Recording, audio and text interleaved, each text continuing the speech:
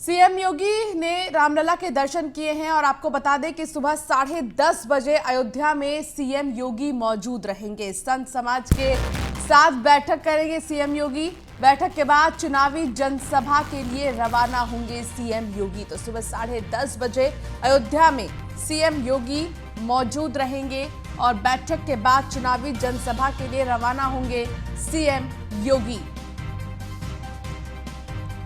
बैठक के बाद चुनावी जनसभा के लिए रवाना होंगे। आपको बता दें कि 5वें चरण में अयोध्या, प्रयागराज, प्रतापगढ़ ये वो तमाम अहम जिले हैं जहां पर वोट डाले जाएंगे। दो तस्वीर आपको दिखा रहे हैं जहां सीएम योगी ने हनुमानगढ़ी के दर्शन किए, पहली तस्वीर, और दूसरी तस्वीर रामलला के भी दर्शन किए हैं। 10:30 बजे के करीब बातचीत करेंगे वो लोगों से, संतों के साथ वो बैठक करेंगे 10:30 बजे के करीब। हालांकि सुबह से ही सीएम योगी दर्शन पूजन कर रहे हैं और आप देखिए तस्वीर आपको हम दिखा रहे थे जहां सबसे पहले हनुमानगढ़ी के दर्शन सीएम ने किए हैं और इसके बाद उन्होंने रामलला के दर्शन किए हैं। बहुत ही प्राचीन मंदिर है हनुमानगढ़ी। यहाँ पर पूजा अर्चना करने की जो मान्यता है वो अलग है, अहम है। और आज सीएम योगी सबसे पहले हनुमानगढ़ी पहुंचे, यहां उन्होंने पूजा अर्चना की, इसके बाद वो रामलला के दर्शन करने भी पहुंचे। तो देखेंगे आप तस्वीर जहां रामलला को आरती दिखाते नजर आए सीएम योगी। उन्होंने आरती की, विधि विधान से पूजा अर्चना की। तो सीएम योगी ने रामलला के दर्शन किए हैं संतों के साथ। सीएम योगी आज 10:30 बजे के करीब बैठक भी करेंगे, उनसे बातचीत करेंगे। तो चुनावी जनसभा के लिए उसके बाद रवाना होंगे सीएम योगी।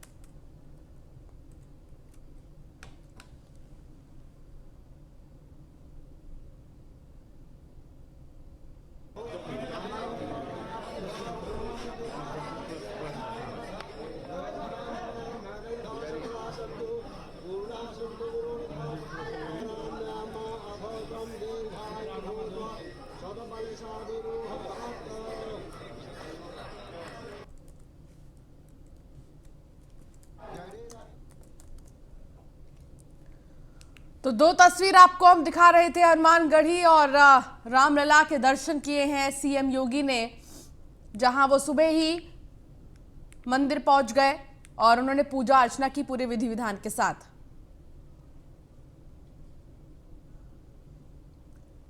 तो सीएम योगी का 3 जिलों में चुनावी प्रचार है। सुल्तानपुर, चित्रकूट और प्रयागराज में जनसभा करेंगे। सुबह 11:30 बजे कटरा, खानपुर, सुल्तानपुर में जनसभा है। दोपहर 1 बजे पुलिस लाइन के सामने चित्रकूट में जनसभा है और दोपहर 2 बजे प्रयागराज में जनसभा को संबोधित करेंगे सीएम योगी। तो आज सीएम योगी जनसभा को संबोधित करेंगे। दोपहर 2 बजे प्रयागराज में वो जनसभा को संबोधित करेंगे। तो 5वां चरण बेहद ही अहम है और 5वें चरण में अयोध्या, प्रयागराज, श्रावस्ती, बहराइच, चित्रकूट, सुल्तानपुर ये वो जिले हैं जहां पर वोट डाले जाएंगे। लगभग 11 जिलों की 60 सीटों पर वोट डाले जाएंगे। दोपहर 1 बजे पुलिस लाइन के सामने चित्रकूट में जनसभा करेंगे सीएम योगी।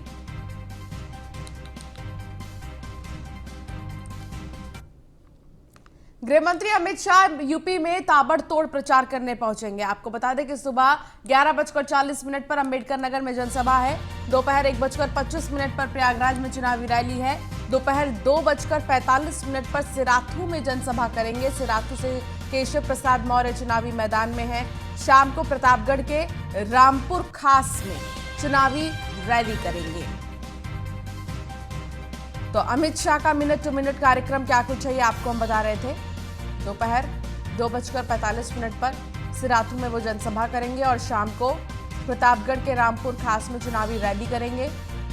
गृह मंत्री अमित शाह यूपी में ताबड़तोड़ प्रचार करेंगे आज और कई जिलों में जाएंगे, यहां पर जनसभा को संबोधित करेंगे अमित शाह।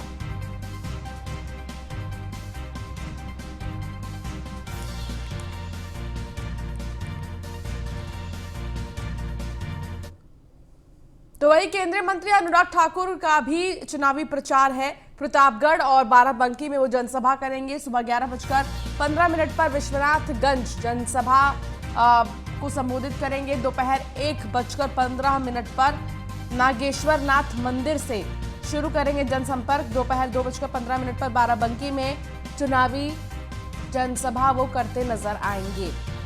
तो अनुराग ठाकुर भी आज प्रचार प्रसार में नजर आएंगे व्यस्त।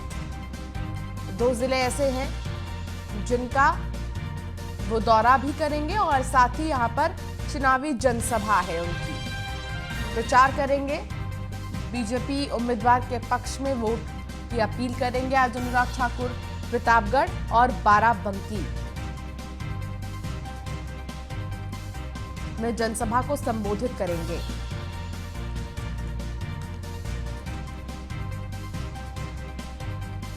तो आज जो तमाम नेता हैं बीजेपी के वो एक्टिव हैं और वो अलग अलग जगहों पर जाएंगे, प्रचार प्रसार करेंगे। प्रतापगढ़ में आज अनुराग ठाकुर मौजूद रहेंगे, यहां पर वो जनसभा करेंगे। इसके अलावा बता दें आपको कि वो बाराबंकी भी जाएंगे और यहां पर भी वो जनसभा को संबोधित करेंगे। प्रतापगढ़ की अगर बात करें तो प्रतापगढ़ के जो विधानसभाएं हैं, लगभग 7 विधानसभा हैं। रामपुर खास, बाबागंज, कुंडा, विश्वनाथगंज, सदर, पट्टी, रानीगंज। तो प्रतापगढ़ की ये जो विधानसभाएं हैं यहां पर भी जाएंगे अनुराग ठाकुर और जनसभा करेंगे।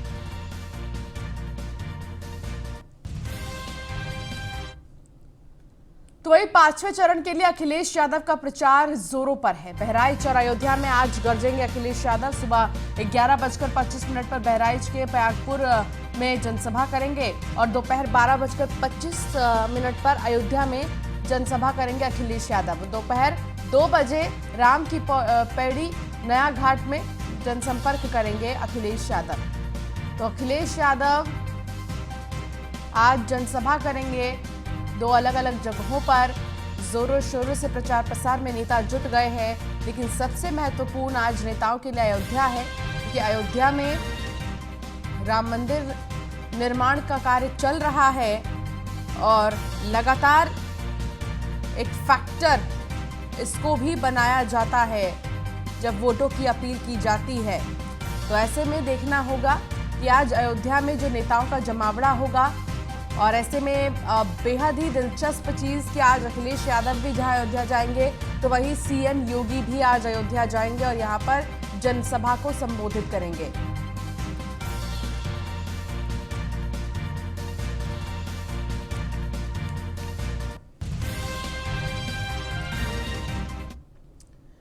योगी का गढ़ और घर गोरखपुर है। मोदी 2014 से वाराणसी के सांसद हैं।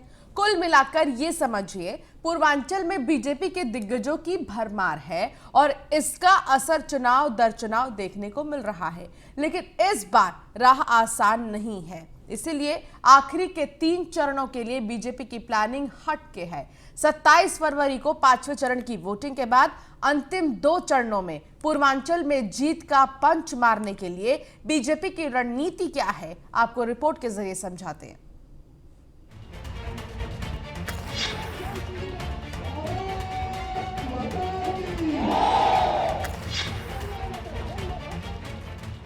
चार चरणों के रण के बाद अब 5वें चरण के लिए प्रचार प्रचंड तरीके से जोरों शोरों से चल रहा है।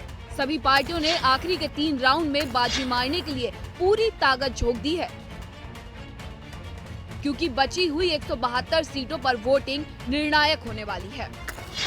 अवध से लेकर पूर्वांचल तक बीजेपी सत्ता बचाने की जंग में जमकर जोर आजमाइश कर रही है। ऐसे में बीजेपी के त्रिदेव ऐसी बिसात बिछा रहे हैं जिसके चक्रव्यूह को भेद पाना दूसरे खेमे के लिए आसान नहीं होने वाला है। हालांकि मुख्य विपक्षी समाजवादी पार्टी को भी अपने शानदार समीकरण पर भरोसा है और इसी समीकरण को ध्वस्त करने के लिए अब मोदी शाह योगी की तिकड़ी पूर्वांचल में आखिरी वक्त तक डेरा डालने वाली है। क्योंकि पूर्वांचल उत्तर प्रदेश की सियासत में वो बल देता है जिससे कोई भी पार्टी सत्ता के सिंहासन पर आसानी से विराजमान हो सकती है। हालांकि अपने संसदीय क्षेत्र वाराणसी में किलाबंदी करने से पहले मोदी अवध के क्षेत्रों में भी जमकर हुंकार भर रहे हैं।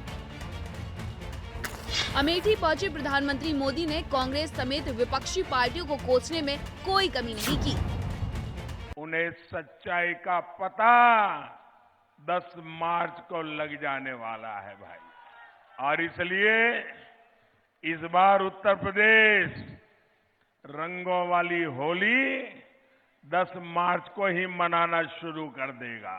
ये लोग जमीन हकीकत से इतना दूर है, इतने आसमान में है कि जमीन पर क्या चल रहा है इन्हें दिखाई नहीं देता। हालांकि इस बार जंग जोरदार होने के साथ साथ बराबरी की भी है, लिहाजा बढ़त बनाने के लिए बीजेपी ने प्लान पूर्वांचल तैयार कर लिया है, जिस पर चलकर बीजेपी उत्तर प्रदेश की सत्ता तक दोबारा पहुंचना चाहती है। वाराणसी में 27 फरवरी से 2 दिन के दौरे पर मोदी काशी में 20,000 कार्यकर्ताओं से सीधा संवाद करेंगे, तो 3 से 5 मार्च चुनाव प्रचार का जोर थमने तक काशी में ही रहेंगे। प्रधानमंत्री मोदी के साथ ही गृह मंत्री अमित शाह भी काशी को केंद्र बनाकर पूर्वांचल की सीटों पर समीकरण साधने की कोशिश करेंगे। 28 फरवरी तक शाह का 2 बार काशी दौरा प्रस्तावित है। 1 मार्च के बाद शाह काशी को केंद्र बनाकर पूर्वांचल पर नजर रखेंगे। मोदी शाह योगी की राह आसान करने के लिए पूर्वांचल में पॉलिटिकल सेंटर काशी में डेरा डालने की तैयारी में है, तो योगी भी अयोध्या में राम के आशीर्वाद से शक्ति प्रदर्शन करके बीजेपी की ताकत दिखा रहे हैं। कुल मिलाकर पश्चिम में बिगड़ा हुआ समीकरण पूर्वांचल में ठीक करके बीजेपी की 30 शक्तियां आखिरी मौके पर मैदान मारने के लिए तैयार दिख रही हैं। अब इन शक्तियों को विपक्षी पार्टियां रोक पाएंगी या नहीं, ये देखना दिलचस्प होगा। Bureau report, news 1 India. Amethi के कोहार में जनसभा को संबोधित करते हुए पीएम मोदी ने सपा कांग्रेस पर जमकर निशाना साधा।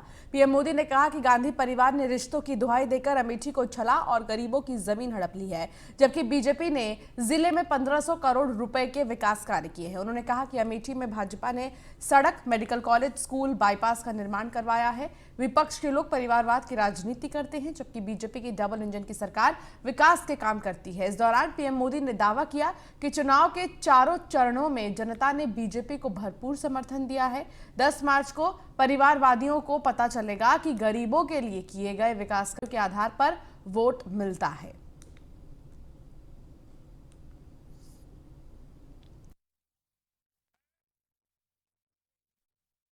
उन्हें सच्चाई का पता 10 मार्च को लग जाने वाला है भाई,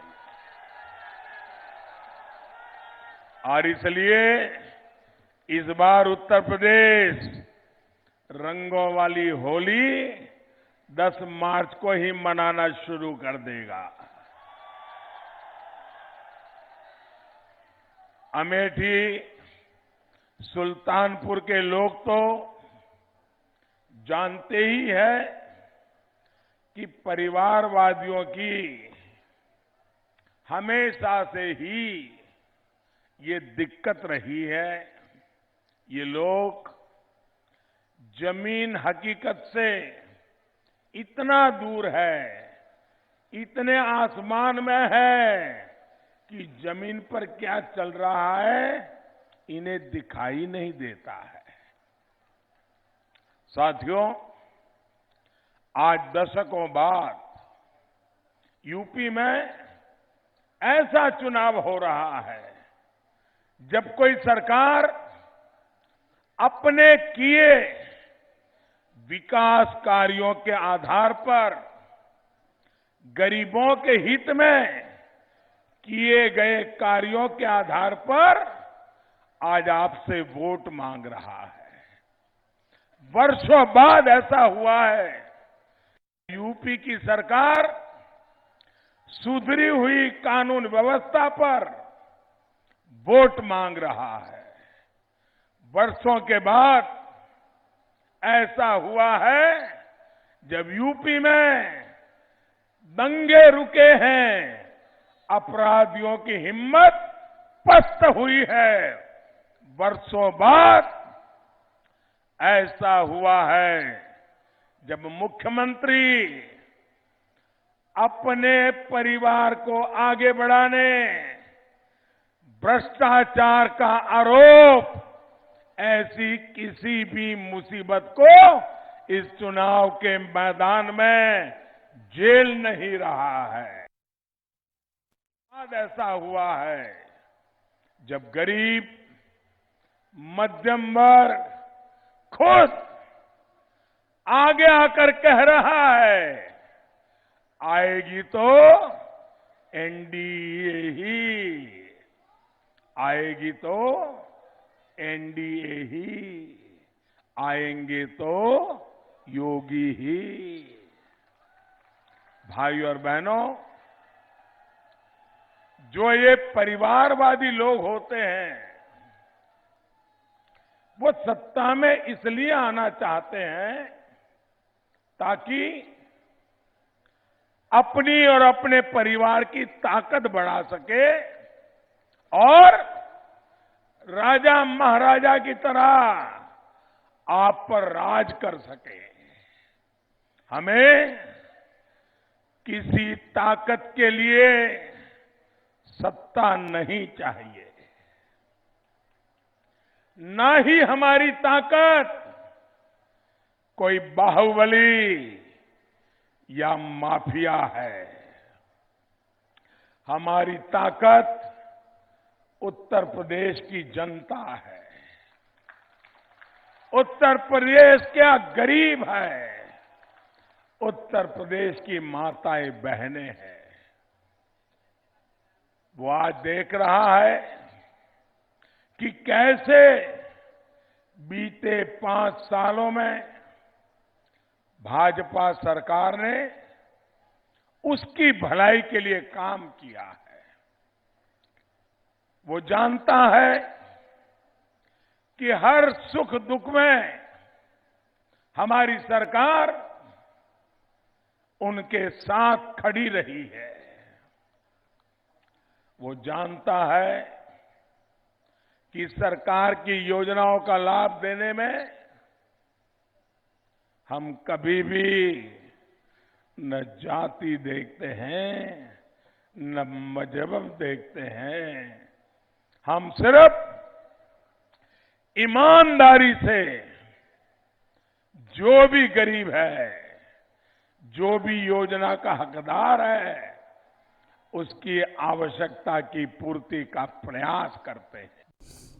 तो वहीं पीएम मोदी ने प्रयागराज में जनसभा को संबोधित करते हुए कहा कि 21वीं सदी का यूपी आकांक्षी है, बड़े सपने लेकर आगे बढ़ रहा है। डबल इंजन की सरकार यूपी को विकसित बनाने में दिन रात जुटी है। 21वीं सदी के यूपी की आकांक्षाएं पूरी हों, इसमें नेतृत्व की बहुत बड़ी भूमिका है। इसलिए सवाल ये भी है कि नेतृत्व कैसा होना चाहिए। उन्होंने कहा कि प्रयागराज की प्रतिष्ठा यहाँ के बुद्धिजीवी लोगों, यहाँ की संस्कृति, साहित्य और कला प्रेम से भी है। आप सभी प्रबुद्ध लोग इस बात से तो परिचित हैं कि बदली विश्व व्यवस्था में भारत का मजबूत होना कितना जरूरी है। मजबूत भारत सशक्त उत्तर प्रदेश के बिना संभव नहीं।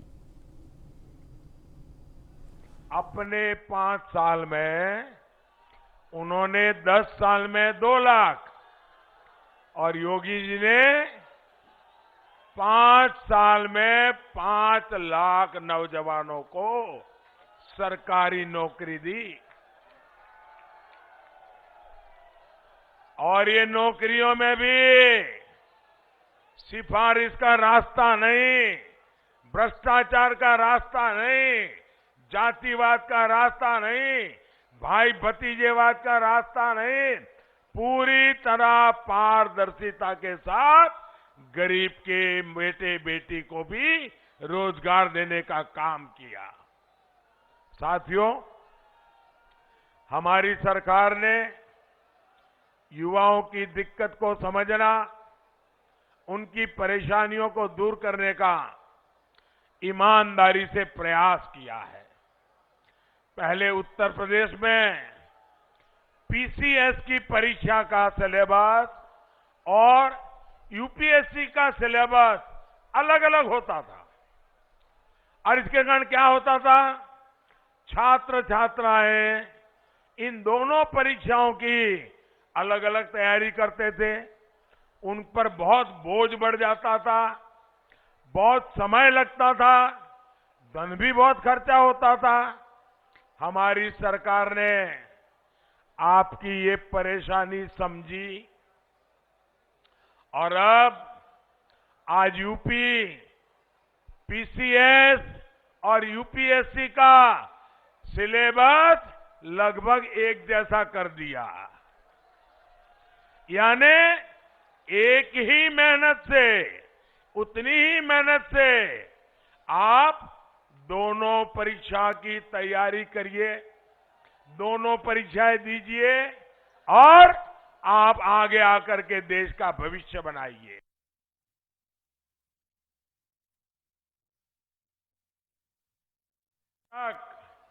और उसके काम शुरू होने से पहले ठेकेदारी तक में भाई भतीजावाद, छोटी छोटी ठेकेदारी में, अरे कुंभ जैसे पवित्र काम में भी ये गोरख धंधे इन्होंने किए हुए हैं। गौर परिवादियों के करीबियों को ही ज्यादातर सरकारी परियोजनाओं के ठेके दिए जाते थे। कहीं पानी की पाइपलाइन बिछानी है तो ठेका परिवारवादियों के किसी करीबी को मिलता था, कहीं सीवर लाइन बिछानी है तो ठेका उन्हीं के किसी भाई भतीजे को मिलता था, क्योंकि कोई पूछने वाला नहीं होता था। तो ये लोग काम भी घटिया क्वालिटी का करते थे, क्योंकि कोई कार्रवाई नहीं होती थी, इसलिए ये लोग आधा अधूरा काम करके पूरे के पूरे पैसे लेकर के भाग जाते थे। प्रयागराज ही नहीं, यूपी के मेरे नौजवान मित्रों ध्यान रखिए, यूपी के हर जिले का ऐसा ही हाल है। आधे अधूरे काम छोड़ करके भाग गए और पैसे पूरे लेकर के चले गए। यहां के बाहुबली, यहां के माफिया, उनकी मर्जी की सबसे बड़ी सर्वोपरि उनकी मर्जी हुआ करती थी। 3 जिलों के दौरे पर बीजेपी प्रदेश अध्यक्ष स्वतंत्र देव सिंह हैं। प्रयागराज, सुल्तानपुर और रातू में स्वतंत्र देव सिंह प्रचार करेंगे। दोपहर 12 बजे बड़वा, रिकला और कोराव प्रयागराज में जनसभा करेंगे। मांडा में भी उनकी जनसभा है। दोपहर 1:30 बजे सुल्तानपुर के लम्भुआ में जनसभा करेंगे। दोपहर 2:45 पर सिद्धार्थनगर के डुमरियागंज में भी जनसभा करेंगे स्वतंत्र देव सिंह। तो आज स्वतंत्र देव सिंह का अलग अलग जिलों में दौरा है।